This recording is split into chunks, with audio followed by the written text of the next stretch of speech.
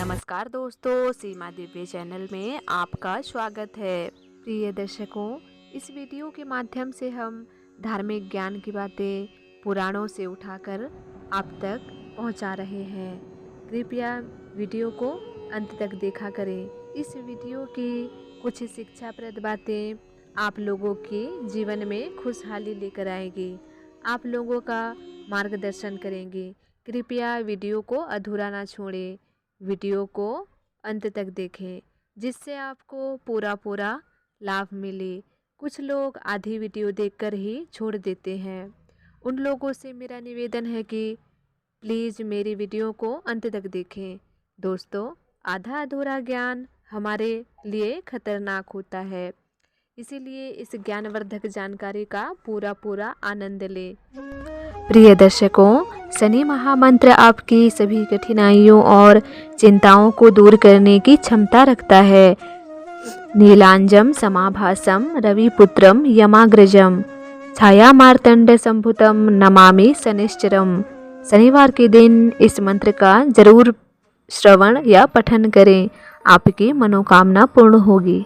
प्रिय दर्शकों, आइए जानते हैं शनिवार की पौराणिक कहानी। एक समय स्वर्गलोक में सबसे बड़ा कौन के प्रश्न पर 9 ग्रहों में वाद विवाद हो गया। विवाद इतना बढ़ा कि परस्पर भयंकर युद्ध की स्थिति बन गई। निर्णय के समय सभी देवता देवराज इंद्र के पास पहुँचे और बोले, हे देवराज, आपको निर्णय करना होगा कि हम में से सबसे बड़ा कौन है। देवताओं का प्रश्न सुनकर देवराज इंद्र उलझन में पड़ गए। इंद्र बोले, मैं इस प्रश्न का उत्तर देने में असमर्थ हूँ। हम सभी पृथ्वी लोक में उज्जैनी नगरी में राजा विक्रमादित्य के पास चलते हैं। देवराज इंद्र सहित सभी ग्रह देवता उज्जैनी नगरी पहुँचे। महल में पहुंचकर जब देवताओं ने उनसे अपना प्रश्न पूछा तो राजा विक्रमादित्य भी कुछ देर के लिए परेशान हो उठे, क्योंकि सभी देवता अपने अपने शक्तियों के कारण महान थे। किसी को भी छोटा या बड़ा कह देने से उनके क्रोध के प्रकोप से भयंकर हानि पहुंच सकती थी। प्रिय दर्शकों, फिर अचानक राजा विक्रमादित्य को एक उपाय सूझा और उन्होंने विभिन्न धातुओं स्वर्ण, रजत, चांदी, कांसा, तांबा, सीसा और रांगा, जस्ता, अभ्रक व लोहे के 9 आसन बनवाए। धातुओं के गुणों के अनुसार सभी आसनों को एक दूसरे के पीछे रखवाकर उन्होंने देवताओं को अपने अपने सिंहासन पर बैठने को कहा। देवताओं के बैठने के बाद राजा विक्रमादित्य ने कहा, आपको निर्णय तो स्वयं ही करना होगा। जो सबसे पहले सिंहासन पर विराजमान है वही सबसे बड़ा है। राजा विक्रमादित्य के निर्णय को सुनकर शनि देवता ने सबसे पीछे आसन पर बैठने के कारण अपने आप को छोटा जानकर क्रोधित होकर कहा, राजा विक्रमादित्य, तुमने मुझे सबसे पीछे बैठाकर मेरा अपमान किया है। तुम मेरी शक्तियों से परिचित नहीं हो, मैं तुम्हारा सर्वनाश कर दूंगा। शनि ने कहा, सूर्य एक राशि पर 1 महीने, चंद्रमा 2.25 महीने और मंगल 1.5 महीने, बुध और शुक्र 1 महीने, बृहस्पति 13 महीने रहते हैं। लेकिन मैं किसी राशि पर 7.5 वर्ष यानी 7.5 तक रहता हूँ। बड़े बड़े देवताओं को मैंने अपने प्रकोप से पीड़ित किया है।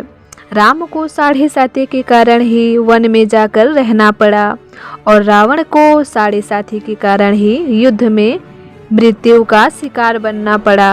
राजा, अब तुम भी मेरे प्रकोप से नहीं बच पाओगे।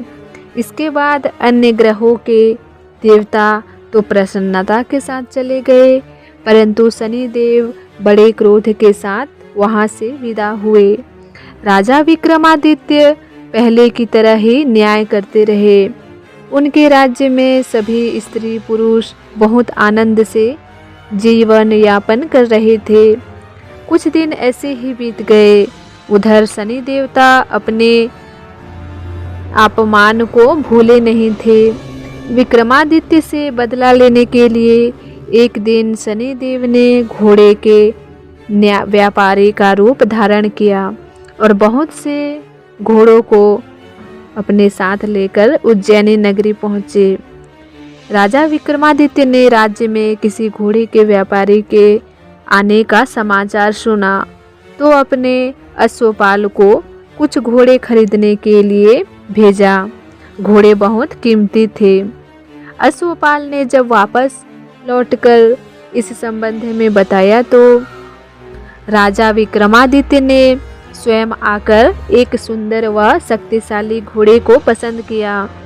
घोड़े की चाल देखने के लिए राजा उस घोड़े पर सवार हुए तो वह घोड़ा बिजली की गति से दौड़ पड़ा।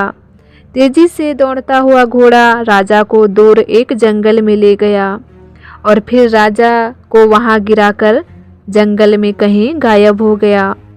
राजा अपने नगर को लौटने के लिए जंगल में भटकने लगे, लेकिन उन्हें लौटने का कोई रास्ता नहीं मिल रहा था।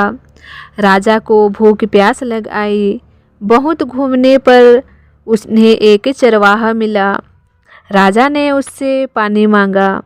पानी पीकर राजा ने उस चरवाहे को अपनी अंगूठी दे दी। फिर उससे रास्ता पूछकर वह जंगल से निकलकर पास के नगर में पहुंचा। राजा ने एक सेठ की दुकान पर बैठकर कुछ देर आराम किया। उस सेठ ने राजा से बातचीत की तो राजा ने उसे बताया कि मैं उज्जैनी नगरी से आया हूँ। राजा के कुछ देर दुकान पर बैठने से सेठ जी की बहुत बिक्री हुई। सेठ ने राजा को बहुत भाग्यवान समझा और खुश होकर उसे अपने घर भोजन के लिए ले गया। सेठ के घर में सोने का हार खूंटी पर लटका हुआ था। राजा को उस कमरे में छोड़कर सेठ कुछ देर के लिए बाहर चला गया। विक्रमादित्य ने देखा कि उस कमरे में हार को खूंटी निगल रही थी। थोड़ी देर में हार गायब हो गया था। तब सेठ के आने पर देखा कि हार गायब हो चुका है। सेठ ने सोचा कि विक्रमादित्य ने ही उस हार को चुराया है। सेठ ने चोरी का संदेह राजा पर ही किया, क्योंकि उस कमरे में राजा ही अकेला बैठा था।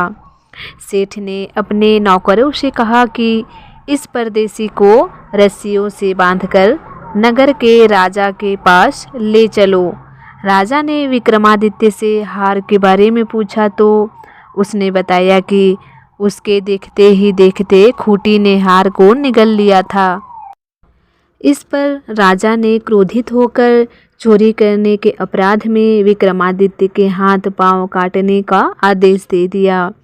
राजा विक्रमादित्य के हाथ पांव काटकर उसे नगर की सड़क पर छोड़ दिया गया।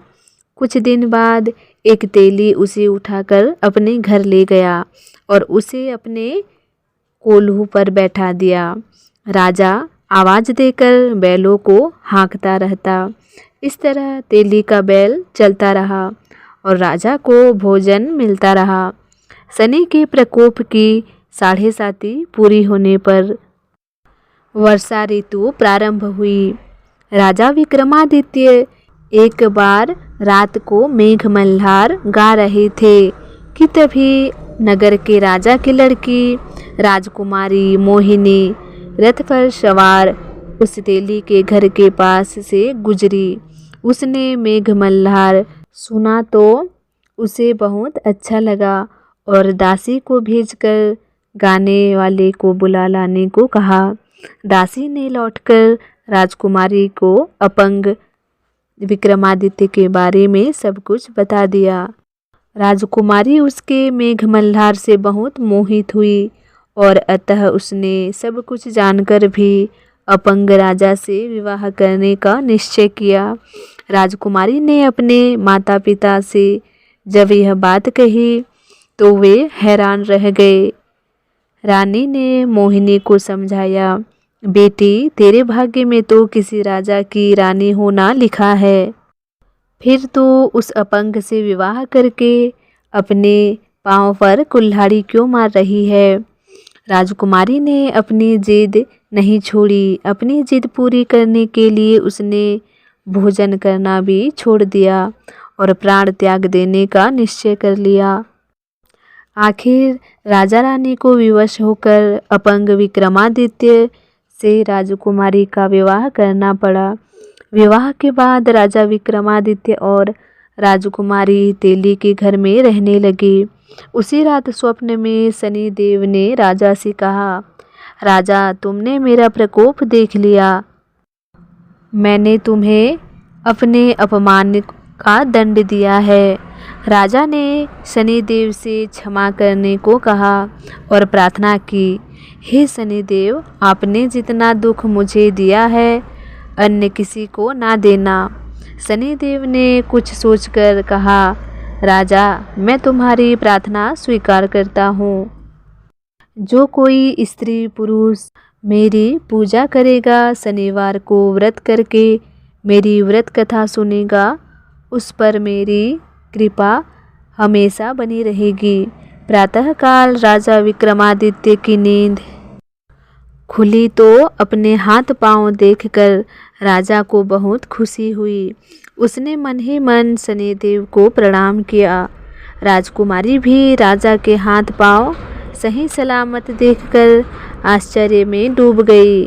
तब राजा विक्रमादित्य ने अपने परिचय देते हुए शनिदेव के प्रकोप की सारी कहानी सुनाई।